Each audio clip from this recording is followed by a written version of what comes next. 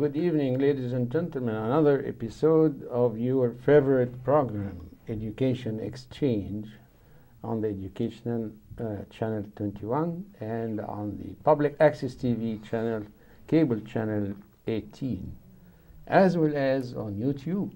We are on YouTube now, and on bliptv.tv. So our audience, if you want to see us, you will always find us. And I urge you, I think maybe tomorrow, after we air this show, the next day it will be on YouTube in its entirety. It used to be just part, and then you go on another part, but now the whole thing is on. A very special night for me, your host, Hani Al-Qadi, and two very important guests. On my right-hand side is an old friend of mine, John Vandenberg. Thanks. And John Vandenberg is our youth and family coordinator in the Iowa City Community School District. And on her right-hand side is Amy Mantier, and Amy Mantier is the director of the extended day learning activity in our school district. Welcome. Thank you for having us tonight. Exchange. Yeah, thank you. And a little note here, this is, although this is a wonderful chance for me, I'm so delighted to have you tonight. But in the meantime, I have to admit that we are a little bit somber tonight with the fact that the father of this program, John Karhoff, is still not with us for the time being. He's trying to beat illness and come back to us strong, inspiring, powerful, with full stamina and charisma as always. And the other part is our consolation and condolement for Mr. Mike Peterson, who lost his dad in Minnesota just recently, last week. So we have two hits, but the fact that you are here, you are our remedy tonight, because you are always work on the remedial side of things, right? Well, thanks. We'll do our John, best. we have had our history. We worked with the kids who were not so lucky, and with your help, we were able to get our alternative education on its feet. When there were times when we were fighting against all odds, and there were times when we were on top of the world. There were times when we had no building, and then we got a building. And there were times when we didn't keep teachers because teachers would leave us so quickly with a very fast burnout. And now we have very dedicated, talented group of teachers under the leadership of wonderful principals, Stephanie Phillips, and then Will Hollander. So you lived through all this history with us, although when you were there, you were just a child, right? I was only 10. Only 10 years old when that all started. Yeah, well, at least you were not married at the time. No, I don't think so. Yeah. It's been a journey. And now your kids, how many kids do you have? I have 3 kids. They're 12, 14, and 16. Oh, wow. Well, this fact that it did help to be a parent to, I mean, through this whole process of creation of a program. And we are going tonight to talk about the summer programming that you did.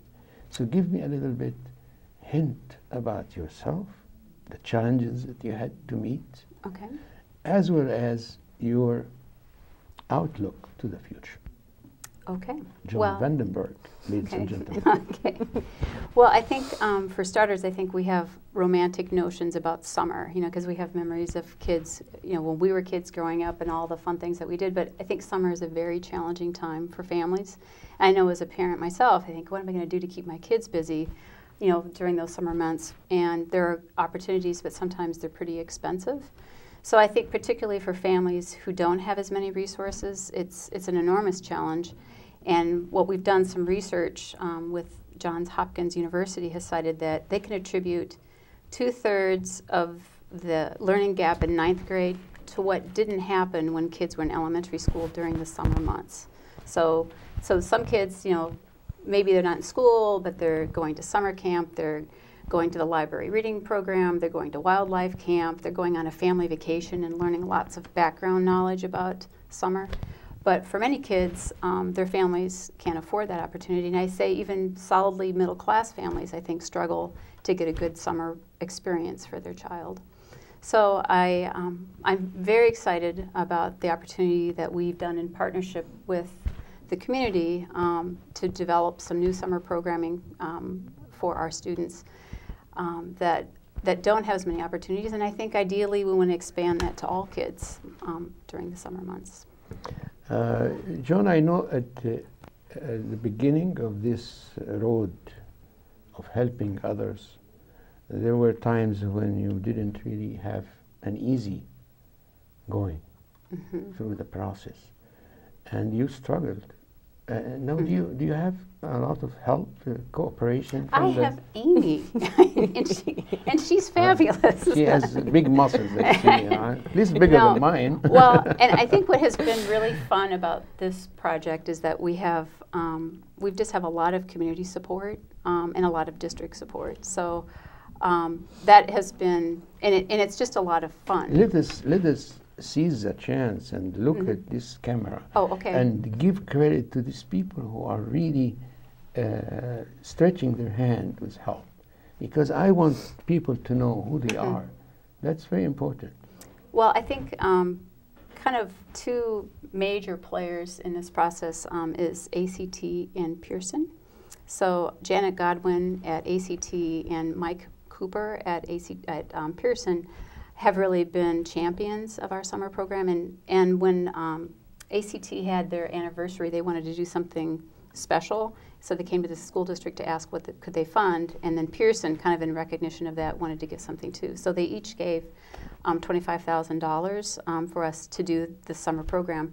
But they also just brought a lot of enthusiasm, and I thought, lots of good advice on our design, because we thought we had kind of a nifty program that we'd researched and done a lot of work on, and then they would challenge us to think a little bit deeper and go a little further. So that's the starting point. I also think that we have wonderful partners. We have Johnson County Extension, City of Coralville Parks and Rec. Sherry Proud is just a fabulous partner with us. Janet Martin at Extension is also really great. Neighborhood Centers of Johnson County, United Action for Youth, the Children's Museum, and am I missing any, Amy? Just Performance Health and Fitness. They work with us during the summer as well, but you got all the other ones. Right.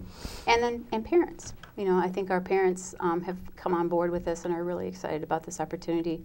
And then the teachers who are willing to give up their summertime and teach for us in the summer months. And what's different about this program is it comes right up to the school year. So we start it the second week of July and run for 5 weeks, so that kids are, by mid-July, kids are starting to get a little bored and time's a little heavy on their hands. And so this is an opportunity for them to have something structured to do. And then they're kind of in the routine of school when August starts. And Amy, do you maybe want to talk a little bit about the specifics? Yeah, how the day looks. Sure.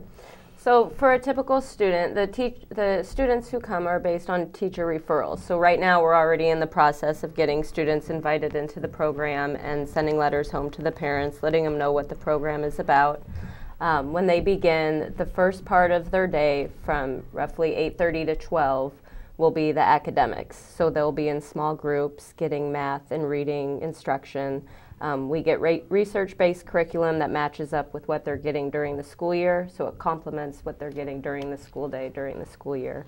And they work in small group ratios. For reading, we try and keep it 1 to 3, and for math, 1 to 6. So they're getting that small group instruction, which is really important. And then they have lunch, and then after lunch is when the partners come in and work with them. That's 4 days a week. So one day they might be doing science, the next day they might have nutrition, we take them to the pool to get exercise.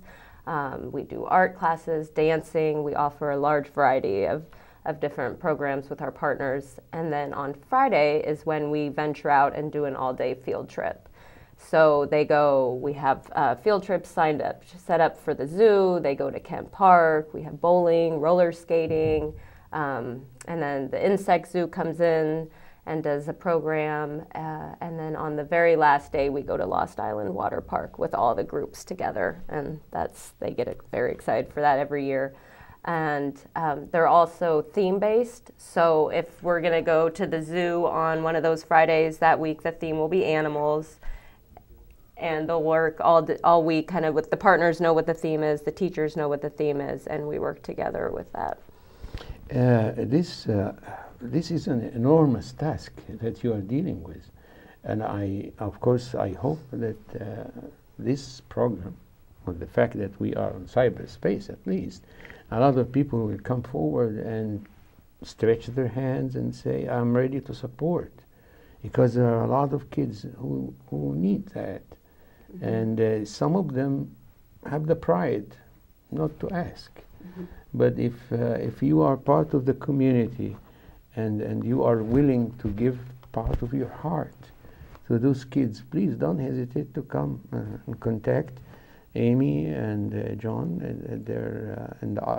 in the headquarters of education and give us the support and donation. A lot of people are ready to donate. They don't know where to go and who to contact, you know. Mm-hmm.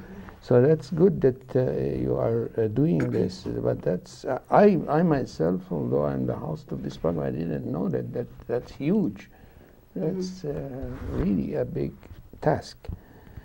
I know that it was cut a few years ago, right? Well, and that's what part of this all came out of. I think it was about 5 years ago that the district had its first round of budget cuts, and the summer school program kind of was a victim of that.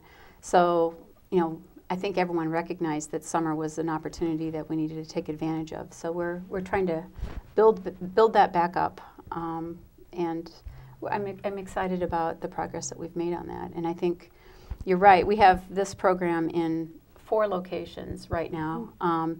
And we really ideally would like to have it available, you know, really for all of our students, or, you know, at least in all of our schools. And to do that, we're going to need to have more community support. And we're also looking to maybe align our resources a little differently for the existing resources that we have. So how can we support and coordinate our efforts better? Because there are other really great summer programs in the community, so how can we kind of coordinate together and make that be a little bit more streamlined with what the kids need, both academically and for enrichment, and how can we pool our resources? So I think that's ultimately our goal. And I think you brought something with you for our audience to watch tonight. Yeah, we have. It's way more interesting than listening to me talk, is showing the kids in action in the program. So we have a short video that we'd like to play. And can we see part of it yes, tonight? absolutely. That's very good. And while we are doing this, it's my chance now to thank you.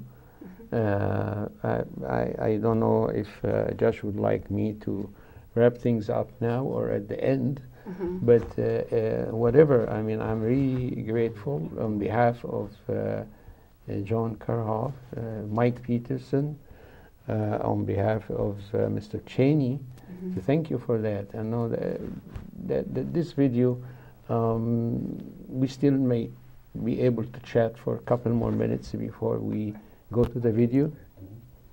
That would be okay too. The video is, I think, about 6 minutes. We have from now about 14, so we still have some minutes to probe some more ideas and explore more. And thanks to the fact that we have this opportunity to talk to our audience about our needs. Well, a couple things that I would put a plug in for is that we certainly would take donations, you know, and we could scholarship a student into the program, and also volunteers, you know, because the smaller our staff to child ratio, the more enriching that we can make it. So, and you know, obviously staff costs money, so if we had more volunteers, that would be that would be I great. tell you, we have a lot of people among the retired community here who would love to participate and support.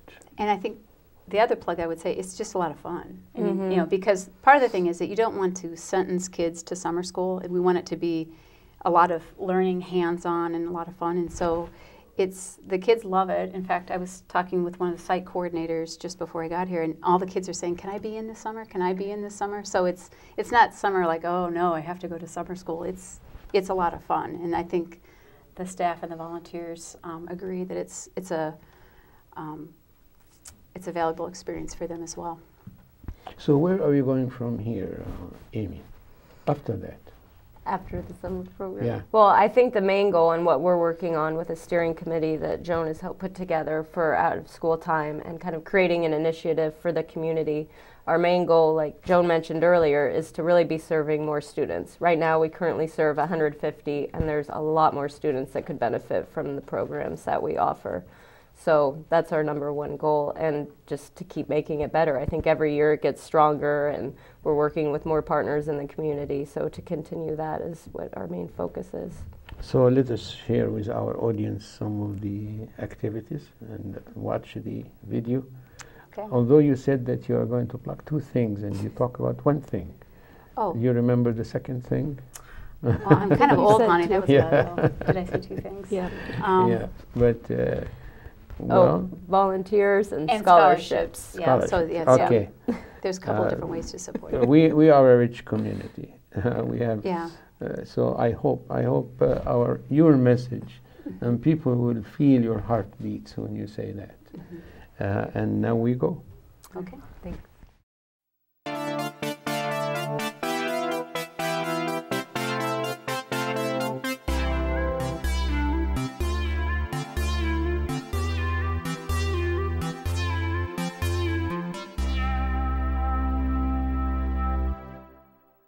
The 21st Century Community Learning Centers provide after-school and summer programming. We are in session 28 weeks during the school year and 5 weeks during the summer.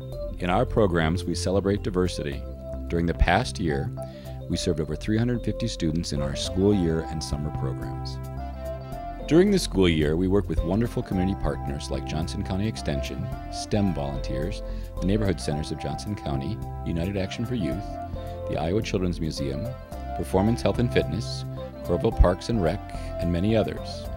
We also offer wonderful field trips that tie into our themes and allow prior knowledge to expand. Trips to Niabi Zoo, Kelowna, Lake McBride, the Insect Zoo, Iowa Children's Museum, Wilson's Apple Orchard, and to Lost Island Water Park are just a few of their favorites.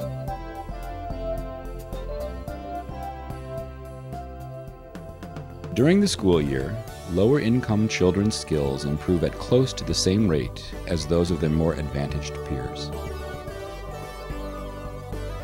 Over the summer, middle and upper-middle income children's skills continue to improve, while lower-income children's skills do not.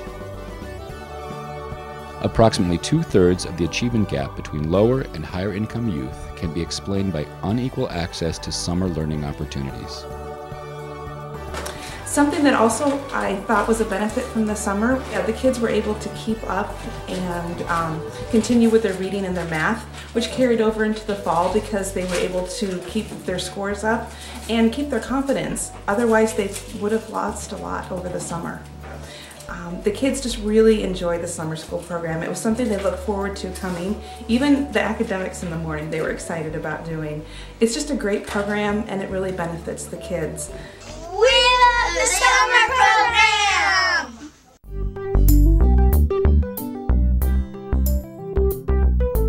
I liked the part when we went to Camp Park. Family nights are held quarterly, and parents are always encouraged to come in and volunteer. Monthly newsletters are sent home to the parents, informing them what is going on and how they can be involved at home with the subjects we are discussing in the program.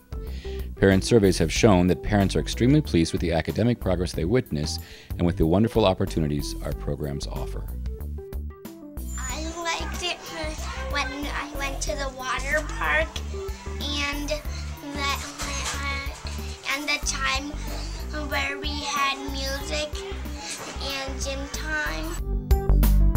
Last year, we used the DRA, the Diagnostic Reading Assessment, to document the success of our students in reading. We compared the scores of our students to the scores of students with similar achievement levels who did not participate in the 21st Century program. Of those who did not participate, 38% improved their reading proficiency from the fall of 2010 to the spring of 2011. During that same period, however, 62% of our program students increased their proficiency in reading.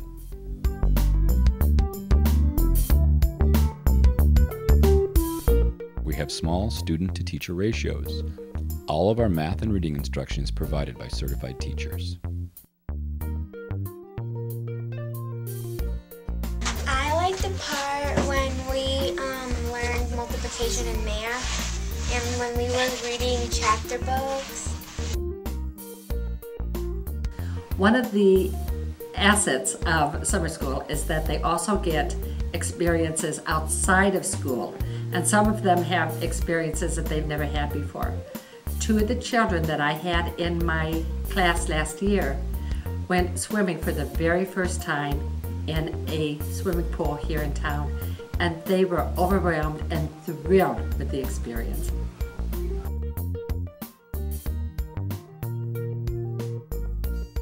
Most students lose about 2 months of grade level equivalency in mathematical computation skills over the summer months. Low-income students also lose more than 2 months in reading achievement, despite the fact their middle-class peers tend to make slight gains. In order to address childhood obesity and help children and youth make healthy choices, fitness and nutrition programs must be continued throughout the summer. The evidence to date suggests that high-quality hybrid programs, those that integrate academic enrichment and youth development principles, can reduce summer learning loss for low-income children and have a greater impact on closing the learning gap than programs focusing only on one or the other. The primary purpose of the summer program is to help stem the traditional summer slide. Because the summer break is so long, students often return to school in the fall having lost ground in math and reading. To assess how well our program combats summer slide, we used the elementary math assessment developed by our district math consultants. We surveyed program students, as well as a group of comparison students in May of 2011 and again in September 2012 using the same assessment tool. We believe the math assessment data we gathered clearly shows the effectiveness of our summer programming. 42% of students in the comparison group, those students who were not in our program, showed an improvement from last year to this year in math. At the same time, 65% of our summer program students showed an improvement in their math skills from last spring to this fall. Because our programming has had such great success, we are actively seeking funding to keep our 21st Century Centers alive. We look forward to building partnerships with many groups in our community so that our school year and summer learning programs can continue to help at-risk elementary students succeed.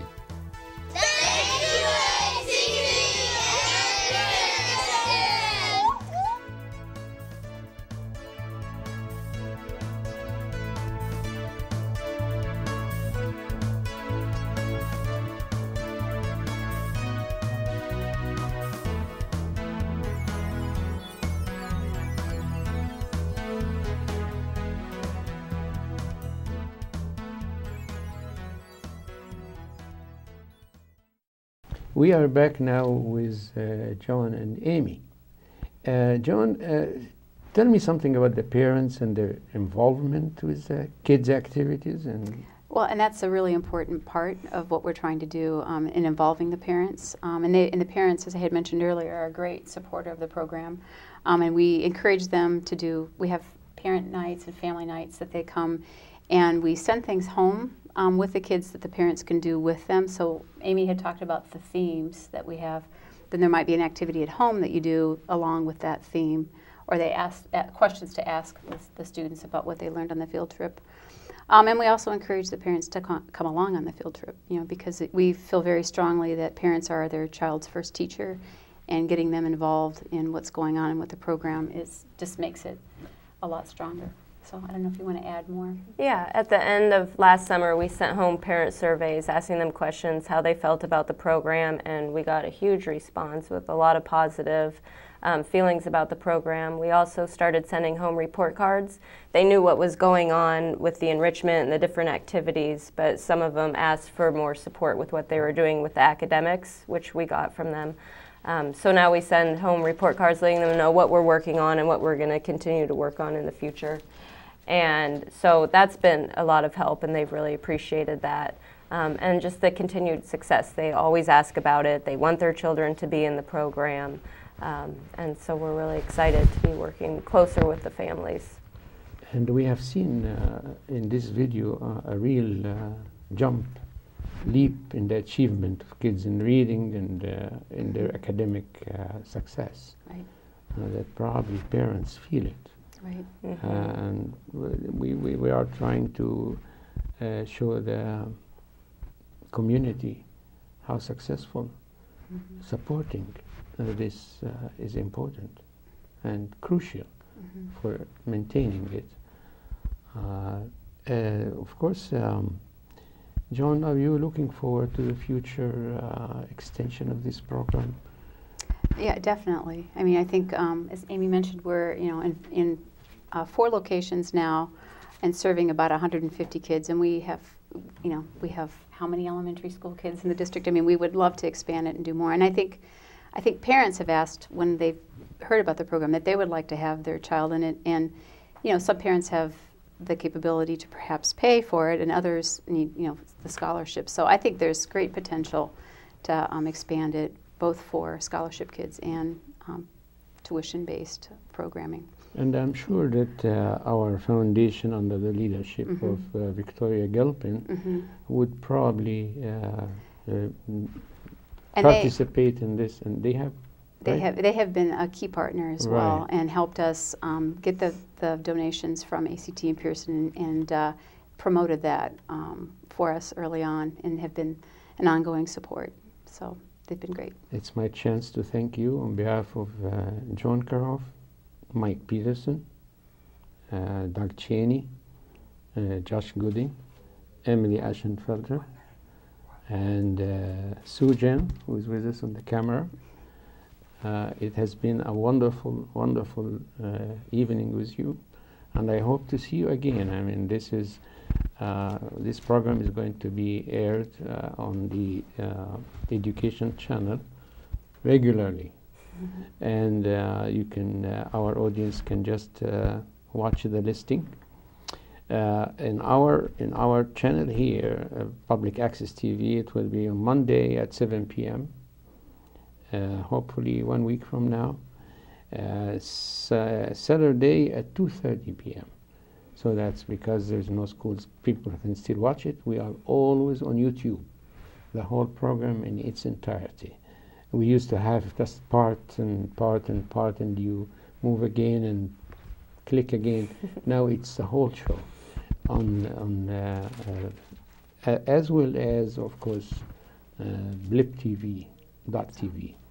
Thank you. So we have a lot of things to come, and thank you for everything you do, and thanks all the efforts. For having us tonight. Thank you for thank your team too for all the efforts they are doing with the families and youth in our district. Yep. You saved lots of lives. Thank you. Good. Thanks. Ladies and gentlemen, good night. Yeah.